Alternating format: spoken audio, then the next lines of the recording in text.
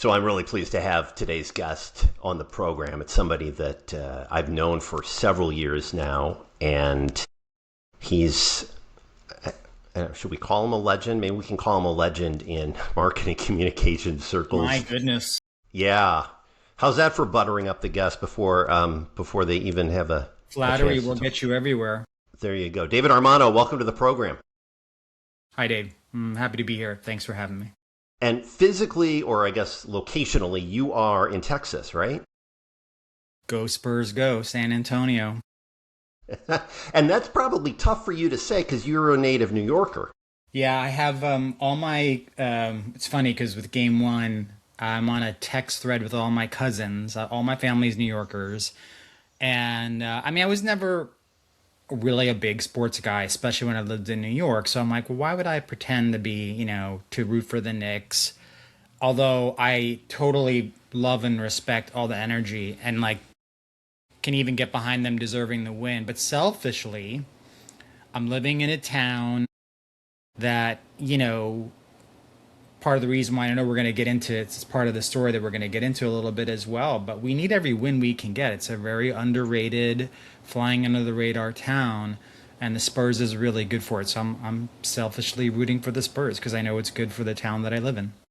And the town you live in, San Antonio, is part of. There was an article that we were talking earlier that you said has gotten a ton of traction, and it's actually I reached out. We've been communicating for off and on for the last few months, but I reached out when I saw the Career Prepper article, and I thought this is excellent, and it's a different way to frame it.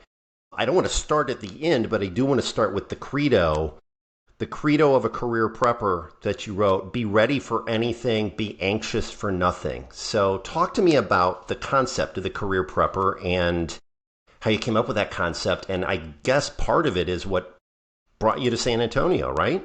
Yeah. Yeah. I mean, right around the, um, I tell this story. I kind of weave it in now. I used to tell it a little bit more straightforward, but and you and I talked about this. A big sort of eye-opening moment for me in life. I was going on my almost approaching my 11th year at Edelman, right? Very reputable communications firm where I was very, ingrained in the culture and felt it.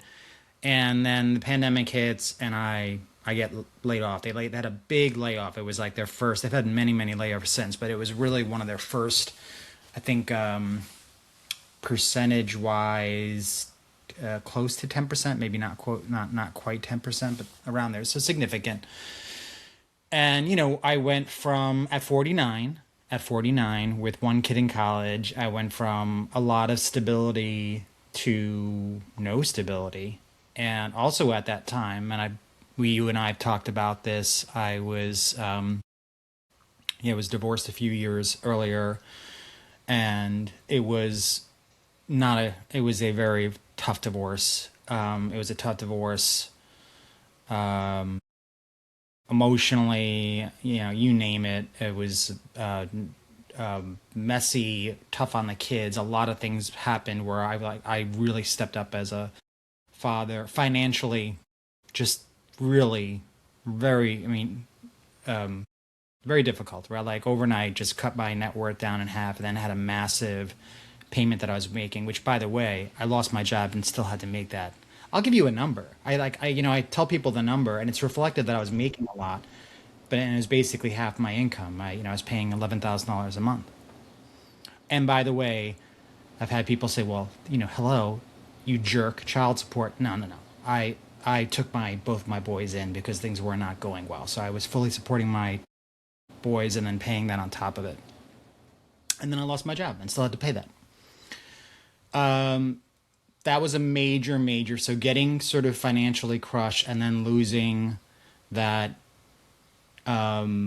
security and identity, which I've talked about, was just transformational. And I know it is like the oldest story in the book, but I think what's happening now is like, look, a lot of us, by the way, including millennials now, what's been wild is in these last like 5+ years, 6 years, I have seen millennials, like people in their career prime, you know, 40s like career prime, right? Even 45. That was it, it really was for me. And I've now seen millennials going through this. And so I think that's part of, the whole thing about career prepping was I put this sort of, for me, it kind of led me on this journey of there's a choice to make here now. Do I sort of continue to do things the way I was, which would have meant pursuing a high paying executive job and like just trying to ride that as long as I could, or do I try something else? And I did pick the B path. And we can get into that a little bit, but that was the genesis. That was sort of like, I'm oversimplifying it, but that was the genesis of sort of starting to build a life where the foundation is there is no financial security. I did many of the things. I had nice homes, lived in, you and I've talked about this, lived in the North Shore of Chicago, which was very nice and very expensive. I drove an Alfa Romeo for a while, to sort of, that was a part of my self-medicating after the divorce, and going through a rough time, giving myself a little satisfaction. And now I do things very differently. And one piece of that you talked about that really resonated with me was the concept of decoupling your personal from your professional in that. And I think, I don't want to, and I don't want this to sound as flattery, but you're one of the folks who might have been more associated with personal brand versus company in that I think, your identity, but it can be challenging for some people, right? If you're known as the guy who does X at company Y, and then you've got to be known as the guy or the woman who does X professionally, but there's not a specific company attached to it. And this is a little long-winded explanation, but the days of the gold watch and the pension and the 30 years working for a company have been over for a long time. And then now, like tenure of half a dozen years, in your case at Edelman, it was 11 years. My case with the last gig I had was 3 years. And it becomes much more necessary to have that personal brand to fall back on, or to start building the personal brand while you are at whatever company. Yeah, boy, I could say so much about that because I've lived so much of it in mostly a good way. I think what's unique about my situation is so there's really two dynamics, and I kind of had a foot in both worlds. That's what's unique about my situation. One dynamic is the traditional career identity is that you work somewhere for a long time, that becomes a part of your identity. And then, like a lot of people, if you haven't gone through this, you probably will go through this. Then you sort of go through a little bit of identity crisis when that's no longer. I had that. Even though I had a very, to use your phrase, like a very sort of curated personal brand and network built, I had both because that's how I operated. I think, a lot of folks who tried to do what I did, you'd see them flame out very quickly because, when you're feeding your personal brand at the expense of the company, that never translates into longevity. And so where I had almost an 11-year tenure, that's because I really had a foot in each and really balanced it as well as I could.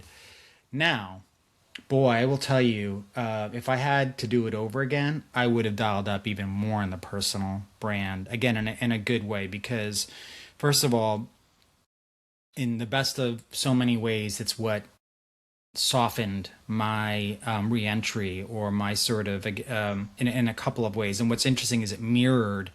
So I had a number of opportunities and contracts that came from people, including my prior boss at Edelman, who connected me to another colleague, and that translated into a nice long-term contract at Cruise, which is now no longer one of the autonomous car companies, but that was I want to say about over a year's worth of part-time contract, really interesting work. And then outside of the Edelman network, I had someone bring me into a very lucrative, again, like almost 2-year contract And this is before I re-entered the workforce full time. So I had about 2 years of doing really well. That was just that there was also, those were two big contracts that I had. And they both came from my work relationships and my personal, quote unquote, personal brand, where I just basically had established relationships outside my company. So I'd love that. And I think that is the big learning here is like just the common denominator is relationships matter. And boy, in this age of I mean, take that to the bank even more so, because that's going to be the one thing that AI will never do. I wrote something talking about being the most human person in the room and sort of leaning into your humanity and the magic that comes with that, and really doubling down on relationships. And that needs to be a playbook for all of us as well. One other piece that you mentioned in that article was about the gray collar careers and the Yeah. growth of the gray collar careers. And I'll admit I had to look up an explanation of what you mean by gray collar. So can you That exists already, which you probably found out. It's a term to describe like fields that are not quite knowledge workers, but also not blue collar workers. But I sort of hijacked it to describe essentially gig knowledge workers, which I just feel like I mean it's interesting. One of the contracts that I had during that time was with a company that is what's called a contingent workforce management. That's a whole field. And contingent workforce management is basically, as I was, you're managing contractors. And yeah, so you hear about contractors and fractionals and freelancers. And I just think what's happening is there's this perfect storm of I mentioned that company because they had already been seeing growth in this area. This is even prior to the pandemic. And then so the pandemic happens, there's a lot of job instability, then there's overhiring, then there's the AI, and all of this. Then you got people actually reevaluating the relationships with companies and work and really getting used to that flexibility and wanting it. And the company's saying, no, you got to come back in the office full time. And increasingly more people are like, I don't think so. I'll, even if this isn't ideal for me, I'll come back into the workforce part time or on a contract basis. All these trends now are sort of coming together. And so I co-opted that term, the gray collar workers, say like, look, contract work is now, for better and worse, going to be more of an option. And, what AI is doing, you remember this, and you probably know, I'm friends with Jeremiah Owyang, and he wrote the whole, gig economy when all those, the Uberification of companies were happening and creating all these, which, by the way, now exists, right? DoorDash, Uber, and everything else. AI is doing that to the corporate world, and so you're basically you're going to have a lot of AI gig workers. It's going to be gradual until it's not, right? This whole debate of AI taking jobs or not, it's like it doesn't matter, even if it's not the way we envision, even if the technology is not working now, or the processes around it aren't there yet, which is all true. The social contagion has already taken root. And the social contagion comes from the top down, and there's lots of other good reasons. I mean, I've spent most of my career in professional services, and Dave, I got to tell you, the amount of I don't want to say this so sharply, but there's one thing when you work in professional services versus when you work for these major companies. Professional services companies just don't have the same layer of fat that these big Fortune 500, Fortune 1000 companies have, and there's just more that can be cut. And professional services exist to do the jobs of a lot of people in these companies who are managing the internal politics. And I think a lot of these companies are figuring out that they don't need to have all those layers, right? And then that's where the social contagion comes in, because if the CEOs are saying yeah, we shouldn't have this, and then the reality is they can cut, you're going to see the cuts. There's another piece to that too from higher ups, and I'm sure you've seen the executives. I think there's a satire video, might have been on LinkedIn. Seems like there are quite a few satire videos now making it to LinkedIn, but one of them was about the fact that the executives are asking their employees just to put everything on AI and using up all of their tokens, and then they're getting this bill. The term is tokenmaxxing. which, which having spent time in crypto, I'm used to tokenomics, which is the whole thing of we're going to put X number of coins out in the universe and sell them for this, and this is what the impact is going to be, and blah, blah, blah. But token maxing is just you've got to spend and spend and spend tokens on AI, and because everyone at the front line is kind of used to cashless and somebody else is paying the bill and all that. Yeah. Now the executives are looking at this quarterly or monthly bill and going, wait, we spent what? And then they're having to shut down the amounts that they're spending, and then there's a downstream impact on everything. Well, we can't build another data center because nobody can spend on tokens anymore. And by the way, that's also another form of I talk about social contagion. I will talk about it as much. I mean, it's just a human truth. Like, we like to think that executives who went to business schools really stand out and they're super rational and they do no. It's we are. I use the phrase "the future is TBD." You've heard me talk about that a lot, and it's it's the idea that the future is more uncertain is becoming actually more popular. Like I'm seeing this like really creep up in leadership in terms of like nobody really knows because nobody does. So that is true, and if that is true, the patterns of the way that humans operate, because we are the most social.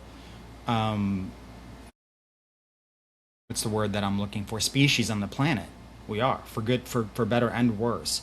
And so what happens is like it becomes safety numbers. And so when all these leaders and executives hear what their peers are doing, that just that creates the illusion of safety.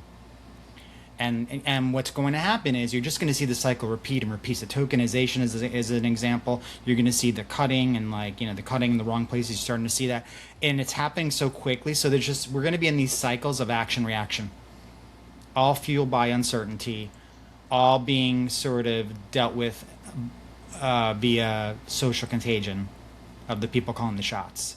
This cycle could go on for the next couple of years, honestly. Well, if you think about it, actually, to that end, this cycle was happening during COVID. And you already talked about the action reaction, so everybody had to go home. Yeah. Companies like the Edelmans of the world and a whole bunch of other ones were saying, well, we don't need all these people.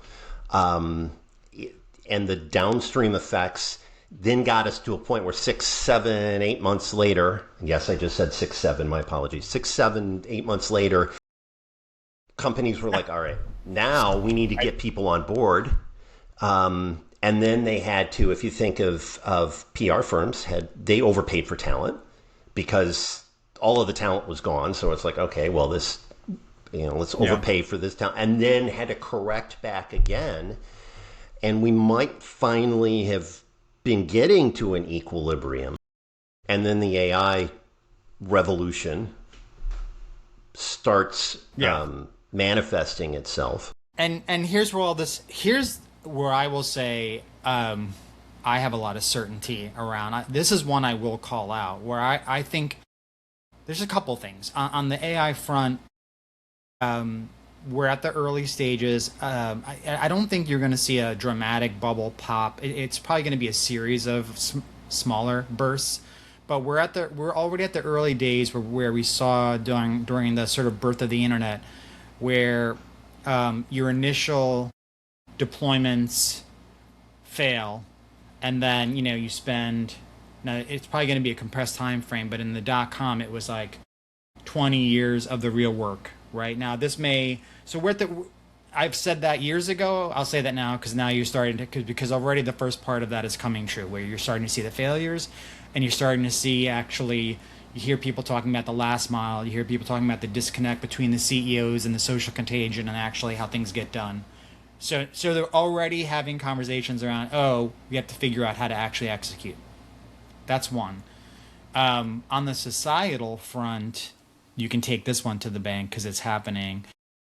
Look, there's already been a downward trajectory on the social contract with work. That's been steadily happening. You know, I talk about my uncles. Two out of my three uncles were. Here's what's not new.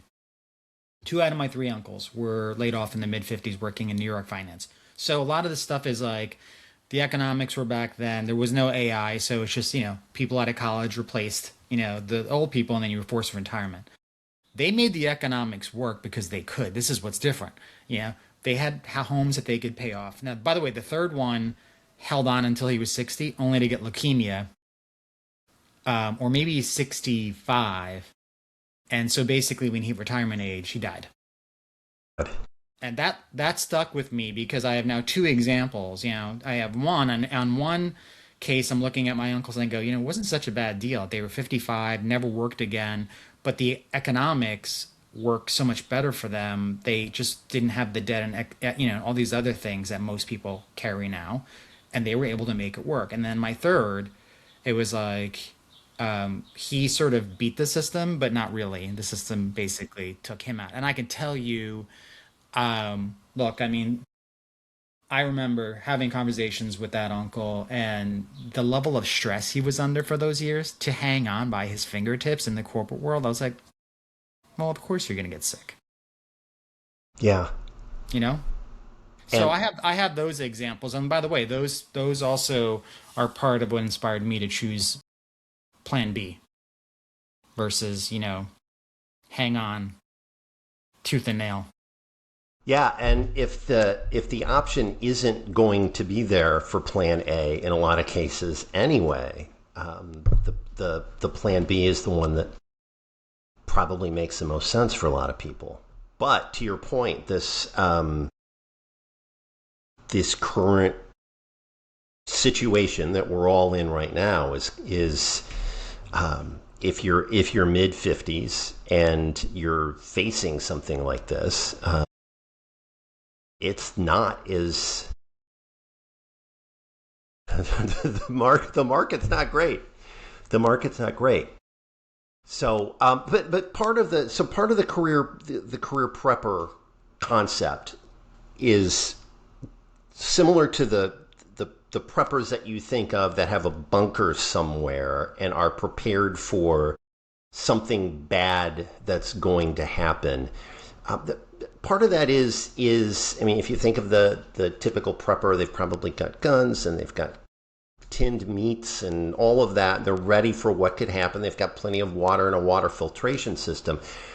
But they got to learn some stuff along the way. And you're good at one thing, you're not good at another. And I think the career prepper concept is the same way. And you talked about, I think, doing a lot of Claude coding just to not just do vibe coding, but to learn here's one of the tools that you're going to need to have going forward. So walk me through the thought concept if you're somebody that's kind of you're ready for the next chapter, but you got to figure out what that next chapter is, and you got to start prepping yourself. Yeah. Yeah. I mean, so it's interesting. I think my move to Texas partially inspired it because like preppers are kind of a thing here. And I never heard of anybody frame it that way. So I'm like, oh, that'd be interesting to me to frame it. But I put together sort of a handful of tenets for what this means and how it translates into basically just being more self-sufficient. Because I feel like we're going to have to be like, nobody's going to come to save us during these years. And that's the mentality of the preppers. Nobody's coming to save you if like the phrase that preppers use is when shit hits the fan, right? Like meaning that there's some kind of event and then society and what you relied on, because that's what it's like when you lose a job. It's like you're kind of on your own now, but there's certain things that you can do to be, to become more self-sufficient. So I came up with like what happens, what you need to do to be ready for when shit hits the fan, like from a career perspective. And so it's upskill, downsizing, decoupling from your corporate identity, hoarding assets, building your community, reducing spend, and being ready for anything. And also doing so by not being anxious. Be ready for anything, but be anxious for nothing.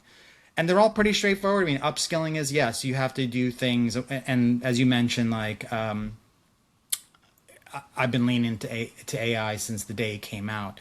I was resistant on actually getting into vibe coding, and others had. I was like, it's just not the building of something is not my domain experience. I'd rather get really good and like use AI as ways to augment what I'm already really good at.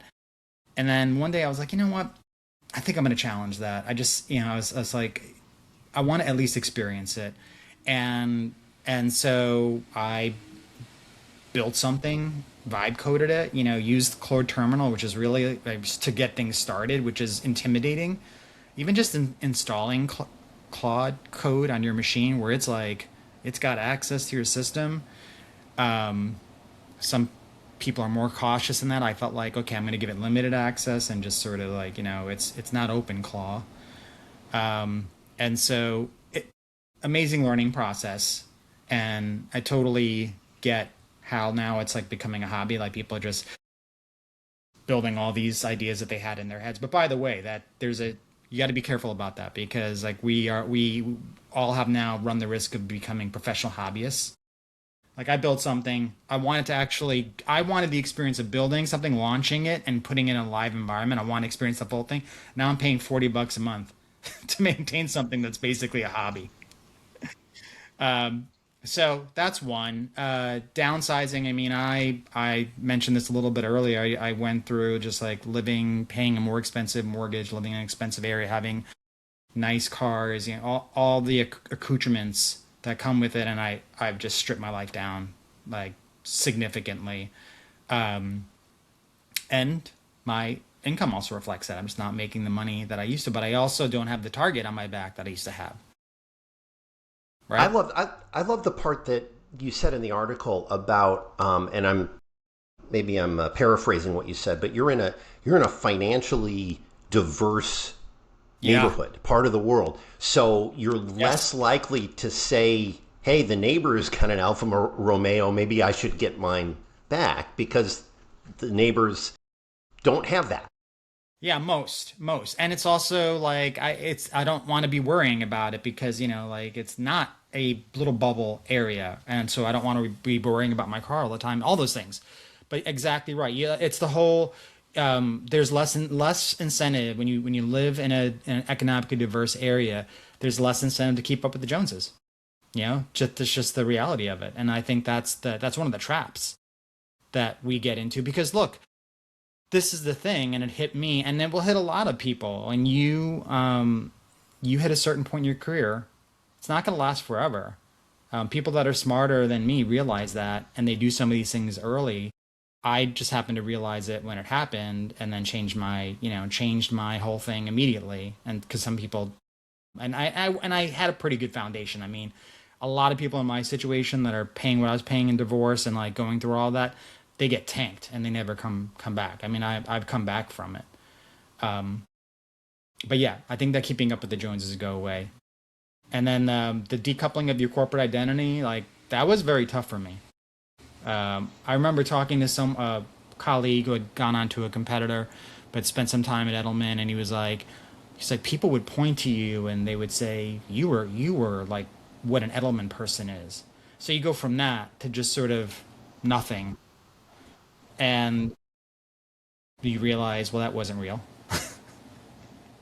you know, no, none of that was real. Um, the building of community, again, thankfully, um, the person who brought me into that lucrative contract, he was someone who I like connected with when I was at Edelman. We almost acquired their company. We didn't at the very end, but it was such a through my brokering of it and the way that I'd written up the strategy, I left such a positive impression with that group that was enough for him to come back to me and then sort of feel me out and bring me in. We worked directly with the CEO, and man, it was such a gift because it was like almost 2 years of solid revenue at a time that I really needed it. And it all came back to that foundation of the combination of, I remember too, this person telling me, during the social years, you were one of the, on a very short list of people that we felt like just wasn't constantly spreading bullshit. And then we got to know you, and then we realized how much substance was there. And I held on to those things. I was like, wow, I worked really hard at that. I didn't take shortcuts. I didn't take the fast money, and it paid off later. Yeah, people are always looking for, and this has come up in quite a few conversations that I've had with others in various industries. But the whole concept of working with somebody you know, like, and trust is that's gold. But it also it goes beyond just the company you're at, because there's always, to me, there always seems to be a short list in my mind that, okay, if I land at this place and I'm able to do these things, who are the kinds of people that I want to have on board?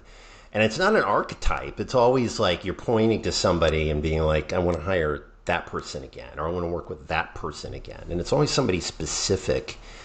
So, and that's why I think I said at the outset where your personal brand can be decoupled from your professional brand if you are that kind of person to begin with. But you said in the article that if you're not that kind of person to begin with, you better start doing that right now.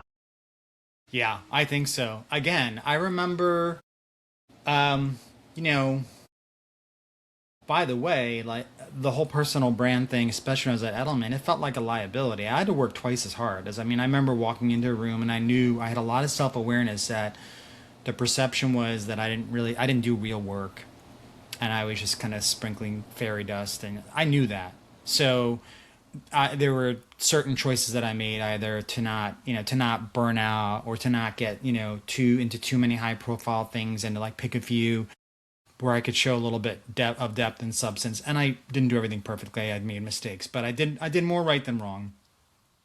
But I remember being more conflicted about that because it created challenges for me within a corporate setting that I managed pretty well.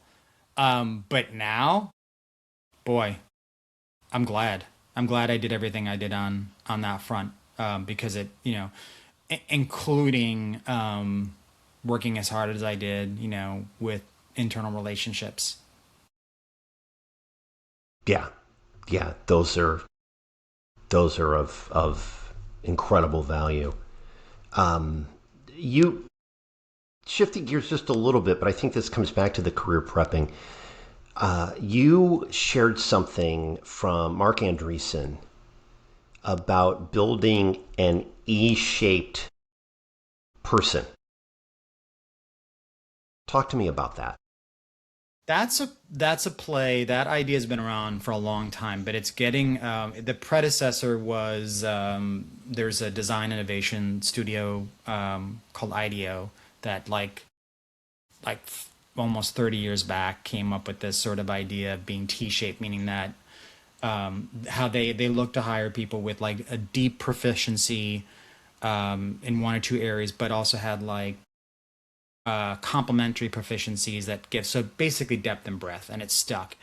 And what Andreessen was talking about was really that type of idea, but kind of getting a little bit more into, hey, with AI, you can have these multiple proficiencies, and it's very relevant. So it's happening in the product space, which I'm kind of back to my roots in some ways, is that you have increasingly, you have, especially but not limited to engineering. I work this way now where you have people that have proficiencies in a couple of areas, so they have that depth, and then they're augmenting their capabilities with AI. So an engineer, you might have someone who's really good at managing resources, who's really good at like interfacing with clients, and they can be basically overseeing 5 times that minimum the amount of projects, and they're literally spinning up agents that are working through coding and and workflow, and that is a future archetype.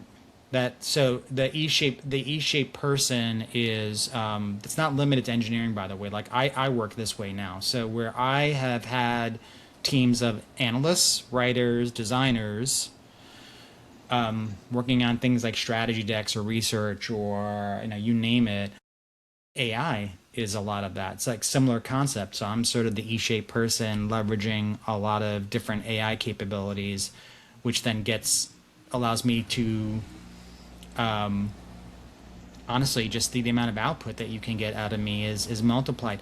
Where what's key though is that it's the things that you hear about. It's the judgment, it's the discernment, it's the domain expertise. Like you have to have that in enough places to actually be effectively augmenting your capabilities through AI. So that's what that really was, is sort of where companies are going to look for people that have that breadth of domain, enough of that where they really know what they're doing, and then they're going to augment those capabilities with AI. That's in a short what that is. Yeah, and the model that you had sketched out. So you've got the part of the, I'm going to do this backwards, I guess. So you've got the product up here, design here, engineering down here, and then you have the core craft that. And those are very different disciplines. That's the thing, is like you typically have in any kind of product, like you've got, those are your heads. And so it's increasingly, if you have someone who really has domain area in all of those, they can be working with more streamlined resources, including AI, just as effectively, if not more so, which is totally viable. Yeah, but the other piece of it, though, as you're explaining, it seems to be that human touch that brings those things together, that almost connects those lines to make it an E, and understands where all the pieces go. It's kind of like I don't know if you remember the Edwin Meese line on pornography. I don't know what it is, but I know it when I see it.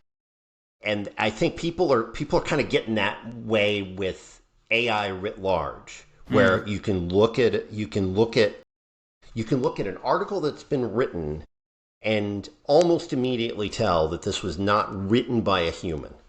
This may be based on a human's work.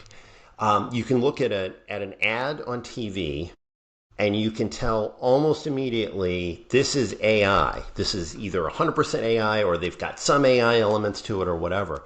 And I guess the point is that to bring those various disciplines together and have it not look completely fake, there's got to be some person with the judgment sitting in the middle going, all right, hold on. Not only do we need to remove a couple M dashes in this, we got to make this sound like it's been written by a human, and it doesn't sound like it's written by a human. Yeah. And I think it's not necessarily does it feel synthetic or human crafted. I think is it good or not. I also think, like I said this, so to move on from product to content, I'm seeing now, like, people are starting to adapt. Like, if there are good ideas shared, but the writing, you could tell, has been AI augmented, I think people they're just starting to accept that, okay, like, that's how people write now. Even if they can still tell. I mean, my writing is mostly AI augmented. It's a mix. But you tell me, like, here, I have a newsletter coming out on Sunday. You tell me it's a complete mix. You tell me where the AI, like, I wrote a lot of it. I didn't write every single word. If you'd have to tell me where, like, it'd be really hard to actually discern which parts are written exactly through my keyboard and which aren't.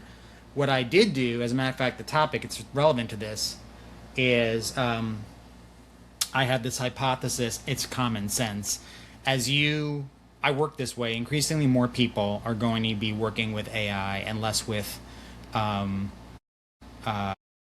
they're going to be collaborating more with AI and collaborating less with humans. Okay. And so, like, there's already like 4 ways that we work today. There's that all blend together. There's in real life, whether you're sitting in a room, restaurant, whatever the case you're working. There's all the, like, you're on the phone, you're on a Zoom, whatever the case, like I call it Zoomified work. There's the asynchronous, which, by the way, the predecessor was email, that goes back 30 years, right? to now all the Slacks and Teams and everything. But that's basically like you're kind of going back and forth in different time zones, and sometimes it's immediate, sometimes it's not. And now this last emerging version is basically agentic work, which is where you're spending more time working with AI and not people. And my whole premise is that we're going to get comfortable with that, and we're going to get gains. Could be in innovation, could be in productivity, could be in you name it. And there's going to be some losses, and like the title of my piece is "Working Alone," because the losses are there's an oversimplistic conversation around the social aspects and the purpose that we get out of work, and it goes back to the pandemic where people go, oh, we miss that camaraderie, we miss there's magic in the water cooler conversations, and there's just those drive-bys that happen in the office, and then there's like the camaraderie that happens when people socialize and they go out. That's all great, but it's completely ignoring. It's the points that I'm bringing up, because I'm a perfect example of this. I get a lot of socialization out of working with people, and and it doesn't matter. It could be over Zoom, it could be over Slack, but there's something that, like, when you bring 20 people together, or 5 people, or even 3 people, and they're all working on a problem over X amount of weeks or months, there are social dynamics that emerge off of that. Those all go away when your teammates are AI. Right. And I've got an AI analyst, and I got an AI designer, and I've got an AI writer, versus 3 people that I'm working with, and it's me. It's just me working with those people. Let's say that's now 70% of my week. You're going to see a dramatic change in the workplace over time, and we're going to become a little bit more isolated in how we work. And the social aspect of that probably cannot be ignored. We're gonna feel this years from now. Like I'm always like 5 years ahead of the curve. We're gonna right now. There's not enough people working this way, but there'll be so many more people working this way, increasingly more time in their week, and like we'll see this be a significant. We're still dealing with the people that some of the deficits that do come from more remote working that are true, but this is a different type. This is. I actually think this will be much more profound.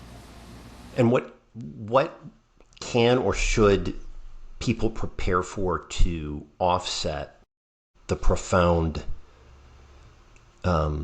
isolation that's going to come from this? Is this? I mean, this is a matter of go get a dog so that you're walking your dog at the same time every day, or more than that? I think it has to come from leadership. I actually an example that I gave in this piece was a Disney executive who, on his own personal time, he just got really involved with an agent that he created, but he was anthropomorphizing it, basically, and really getting caught up in it, which is a risk. And there's some deep psychology in that, because there's not resistance that comes with when you work with AI the way that we get resistance from working with humans. Like, we have disagreements, there's tension, and this is something that I've actually, since the beginning of my career, it goes back to art school days when I went to Pratt, which is a great design school. And one of the foundations that you get at a school like that is you sit in a room with your peers and you put your work up on the wall and you have a critique, and it's competitive, but everybody, it's like this healthy tension. And so you're going to lose that tension in the workplace when you're working with AI, and you're going to lose the social aspects of it. So I think a part of it is, like, leaders are going to need to realize that they need to actually facilitate a certain level of healthy tension that only comes from working with human peers. And they're going to need to get ahead of realizing that, okay, like, look, we want the efficiency, we want these leaner teams, everything else that comes with it, but we're going to have to also balance that out with enough sort of human collaboration so that we create this this healthy friction. It's like going from friction free. We have this in the corporate world. We have this, I think, misnomer that all friction is bad. a lot of friction is bad, like friction and user and customer experience is bad. Friction and collaboration, that's not all bad. As a matter of fact, I would say a lot of it's good. So I think leaders are going to need to like figure out where friction is getting lost and then how they'll need to sort of bring it back. But you can get ahead of it now. I think most of it will be a reaction, but you can get ahead of it now. And I think the organizational design folks are going to be really important. I remember reading the guy who was the designer at Nissan, Jerry Hirschberg. I remember reading his book. It's probably been 20 years now that I read this, but one of the things that stuck out was the importance of what he called hiring in divergent pairs. So if you hire a yin, you should also be hiring a yang at the same time. And you know that there's going to be that healthy tension and these two Right. people are going to disagree, Yes. but they're going to make each other better through this That's right. healthy disagreement, and they're going to make the organization better. And I think a lot of places are not. I think of some recent. I won't give names, but I think of some semi recent organizations I was at where there was almost a.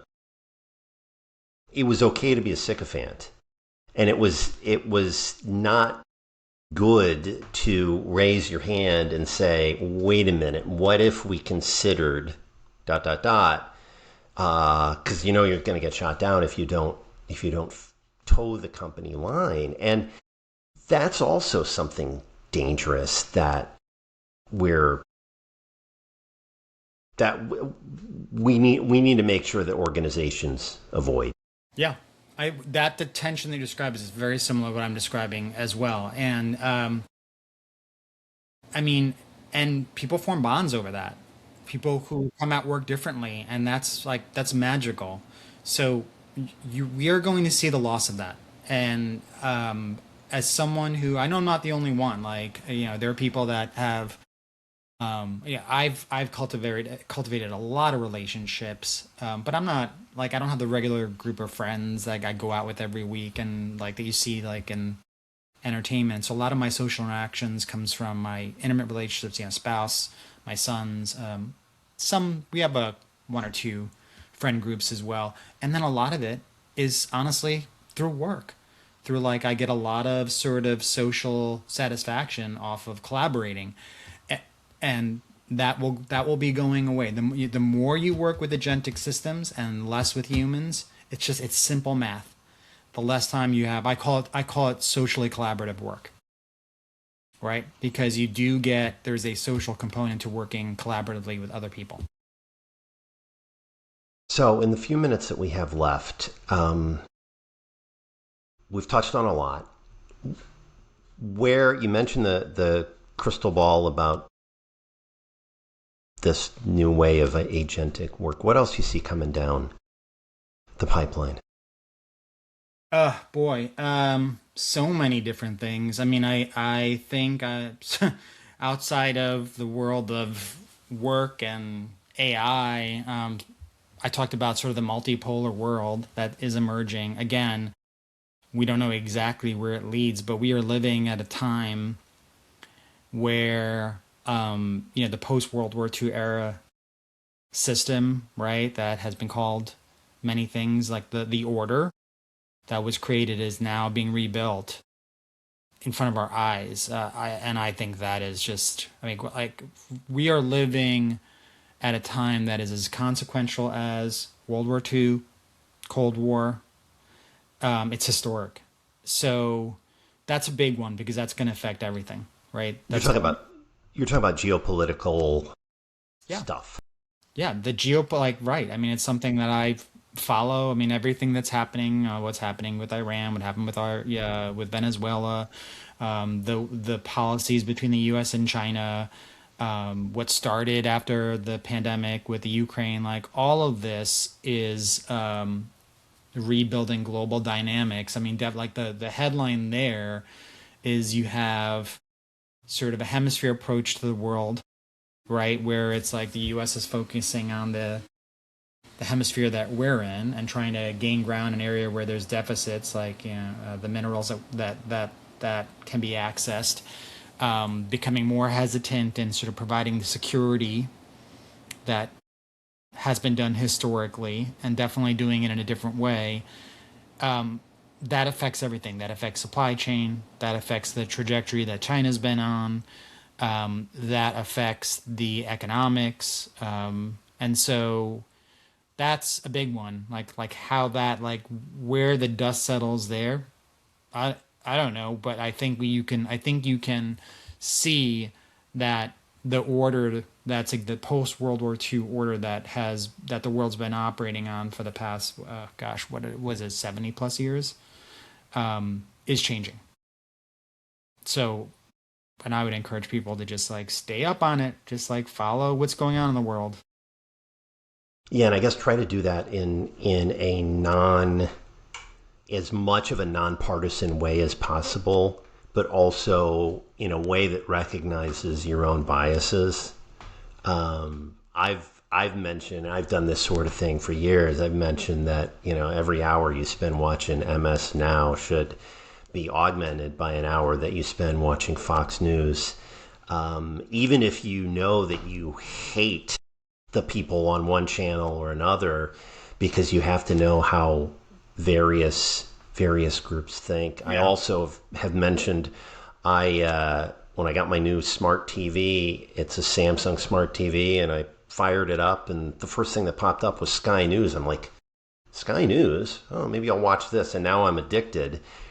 But wow. It's also helped to reframe my brain a little bit in, okay, well, the US is not the only game in town, but sometimes the things that we do, that's going to be high level news over there. And sometimes the things that we do are not even going to resonate over there. Yeah. But I know there's a lot of people down on X, and I do understand why. I get it. But that being said, it's kind of one of the few places where you see the global perspective and the like every sort of position that someone can take, and I don't see that on other networks. Yeah. Like the social networks, it's usually very, very heavily one side or the other. Like you just see, and you see where they clash. Like you see where like people are trying to get dominance, right, on X. Like they're fighting for that share, but that's actually good. So most of my friends are no longer on X, and fine, I respect it. They are missing out on it. I think you like look, if you don't stay on that platform and constantly, because the algorithm will definitely send you more probably politically right, but it's not difficult to see all the different perspectives there. And you also too have to be someone, like there's a lot of toxic stuff on there. So if you can't partition toxic content, if that affects you, and I think a lot of people are at that point where they just can't be exposed to toxic content and they can't like filter it out. Yeah, and X has had a real bot problem that they're still trying to get around. I don't think they've answered that question. They've also had a real problem with AI, with people sharing AI driven everything. But then again, community notes though is pretty effective. I see so much get flagged with community notes. Yeah, community notes does a really good job of kind of ratcheting down the fake discussions. So, and the final note then, and I really appreciate your time. Where can we find you online? Where do you spend most of your time these days? I would point people to my newsletter. You can go to davidarmano.com, and the newsletter is a Substack newsletter called David by Design. And I talk about all this stuff. I talk about the future of work, culture, life, AI, and I occasionally will post like personal reflections. I did one recently shared some thoughts about failures, that I have had, and kind of the notion of failure itself. So I try to mix it up and sort of do this. I will say I'm trying my best. For me, it's a little bit like that's my creative outlet. I'm a natural writer, And so, and I have lots of thoughts in my head, and I'm like, I'm just at a point where they got to come out, and writing once or twice a week is, I usually found the time for it. Um, but I am also trying to do it in a way where I'm keeping it authentic as much as I can. Again, I use AI in the visualizations that I do. But they're the main thing is that, so like when I do visuals, I'll do a sketch and then I use AI to colorize it and like maybe create icons and like basically add finishing touches. And again, I'm just like, you can't get more human than that. Like all I'm doing is leveraging AI as a shortcut instead of like a tool like Photoshop or Illustrator, where I'm using clip art or meticulously creating icons. It's just AI does that, but all of the concepting, including the original sketch, is mine. And the original sketch sometimes is very close to the final output. And the same thing with my writing, whether it's AI augmented or not, like the ideas are all mine. So I don't really think it is felt. So trying to keep it real as much as I can. David Armano, keep them coming. This has been great. It's been good to reconnect voice to voice. Really appreciate your time today. Yeah, thanks, Dave. I appreciate the invite.